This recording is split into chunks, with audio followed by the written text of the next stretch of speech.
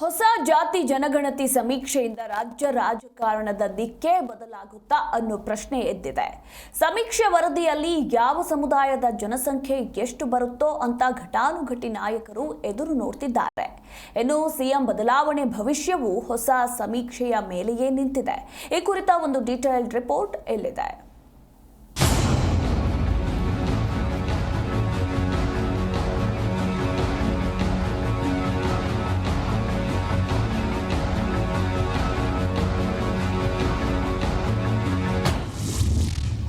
ಸಮೀಕ್ಷಾ ವರದಿ ಮೇಲೆ ನಿಂತಿದ್ದ ಸಿಎಂ ಭವಿಷ್ಯ. ವರದಿ ಕಡೆಗೆ ಅಹಿಂದ ಲಿಂಗಾಯತ ಒಕ್ಕಲಿಗರ ಕಣ್ಣು. ಸಿಎಂ ಸಿದ್ದರಾಮಯ್ಯ ಆಪ್ತರಲ್ಲಿ ಹೆಚ್ಚಾಗ್ತಾ ಇದೆ ಆತಂಕ. ಹೊಸದಾಗಿ ಜಾತಿ ಸಮೀಕ್ಷೆ ನಡೆಸಲು ಸರ್ಕಾರ ನಿರ್ಧಾರ ಮಾಡಿದ್ದಾಗಿದೆ.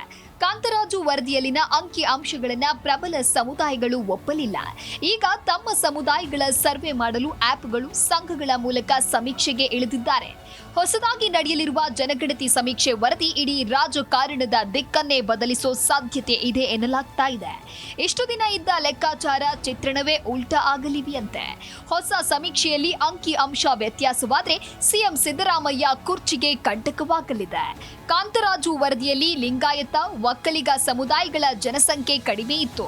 ಹೊಸ ಸಮೀಕ್ಷೆಯಲ್ಲಿ ಮೇಲ್ವರ್ಗಗಳ ಸಂಖ್ಯೆ ಮತ್ತಷ್ಟು ಹೆಚ್ಚಾದ್ರೆ ಸಿಎಂ ಬದಲಾವಣೆಗೆ ಪಟ್ಟು ಹಿಡಿಯಲು ಪ್ಲಾನ್ ನಡೆದಿದೆ. ಹೀಗಾಗಿ ಹೊಸ ಸಮೀಕ್ಷೆ ಮೇಲೆ ಅಹಿಂದ, ಲಿಂಗಾಯತ, ಒಕ್ಕಲಿಗ ನಾಯಕರ ಕಣ್ಣಾಕಿದ್ದಾರೆ.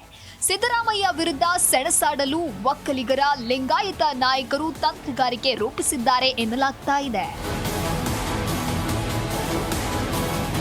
ಇನ್ನು ಜೂನ್ 19ರ ವಿಶೇಷ ಸಚಿವ ಸಂಪುಟ ಸಭೆಯಲ್ಲಿ ಜಾತಿ ಜನಗಣತಿ ಸಮೀಕ್ಷೆಗೆ ದಿನಾಂಕ ನಿಗದಿ ಮಾಡಿ ಆಯೋಗಕ್ಕೆ ಸಮಯ ನಿಗದಿ ಮಾಡುವ ಸಾಧ್ಯತೆ ಇದೆ. ಜನಗಣತಿ ವೇಳೆ ಮೇಲ್ವರ್ಗದ ಸಂಖ್ಯೆ ಹೆಚ್ಚಳ ಆಗದಿದ್ರೆ ಸಿಎಂ ಸೇಫ್. ಕರ್ನಾಟಕದಲ್ಲಿ ಅಹಿಂದ ವರ್ಗವೇ ನಿರ್ಣಾಯಕ ಎಂಬ ಸಂದೇಶ ಮತ್ತೊಮ್ಮೆ ಹೈಕಮಾಂಡ್ಗೆ ರವಾನೆಯಾಗಲಿದೆ. ಆ ಸಂದರ್ಭದಲ್ಲಿ ಸಿದ್ದರಾಮಯ್ಯರನ್ನ ಕೆಳಗಿಳಿಸುವ ಪ್ರಯತ್ನಕ್ಕೆ ಹೈಕಮಾಂಡ್ ಕೈ ಹಾಕುವ ಸಾಧ್ಯತೆ ಕಡಿಮೆ. ಆಯೋಗಕ್ಕೆ ಸದಸ್ಯರ ನೇಮಕ ಮಾಡಬೇಕಿದೆ.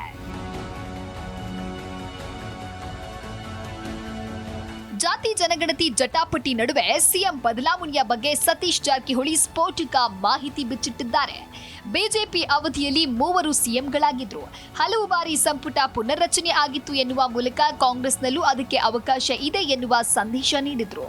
ನವೆಂಬರ್ ಮತ್ತು ಡಿಸೆಂಬರ್ ಅಲ್ಲಿ ಸಿಎಂ ಬದಲಾವಣೆ ಆಗ್ತಾರಂತ ನಿಜಾನಾ ಸರ್? ಅದನ್ನು ವರಿಷ್ಠರಿಗೆ ಕೇಳಬೇಕು. ಯಾಕಂದ್ರೆ ನಾವು ನಮ್ಮ ಕಡೆ ಹೇಳಲಿಕ್ಕೆ ಆಗೋಲ್ಲ. ಅದು ವರಿಷ್ಠರ ಮಟ್ಟದಲ್ಲಿರುವಂಥ ವಿಷಯ, ಅದು ನಮ್ಮ ಮಟ್ಟದಲ್ಲಿಲ್ಲ. ಸೊ ಅದನ್ನು ಅಲ್ಲಿ ಕೇಳಿದ್ರೆ ಸರಿಯಾದ ಉತ್ತರ ಸಿಗ್ಬೋದು ನಿಮಗೆ. ಅಲ್ಲ, ಸಿಎಂ ಬದಲಾವಣೆ ಆದರೆ ಅದನ್ನೇ ಹೇಳಿದ್ರು. ನಮ್ಮ ಮಟ್ಟದಲ್ಲಿ ಇಲ್ಲವೇ ಇಲ್ಲ. ಅದನ್ನು ಹೇಳುವಂಥ ಅಧಿಕಾರ ನಮಗಿಲ್ಲ. ಅದನ್ನು ಚರ್ಚೆ ಮಾಡುವಂಥ ಅಧಿಕಾರ ಕೂಡ ನಮಗಿಲ್ಲ. ಎಚ್ ವಿಶ್ವನಾಥ್ ಅವರು ಹೇಳ್ತಿದ್ದಾರೆ ಸಿಎಂ ಬದಲಾವಣೆ ಆದರೆ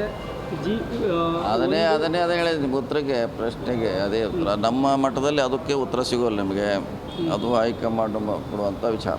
ಒಕ್ಕಲಿಗ, ಲಿಂಗಾಯತ ಸಮುದಾಯ ನಾಯಕರು ಜಾತಿ ಜನಗಣತಿ ವರದಿ ಬಿಡುಗಡೆಗೆ ಅಡ್ಡಿಯಾಗಿದ್ದಾರೆ ಅಂತ ಹೇಳಿ ಯತೀಂದ್ರ ಬಾಂಬ್ ಹಾಕಿದ್ರು. ಇದೇ ರೀತಿ ಅಹಿಂದ ನಾಯಕರು ಕೂಡ ತೀವ್ರವಾಗಿ ಅಸಮಾಧಾನ ಹೊರಹಾಕ್ತಾ ಇದ್ದಾರೆ.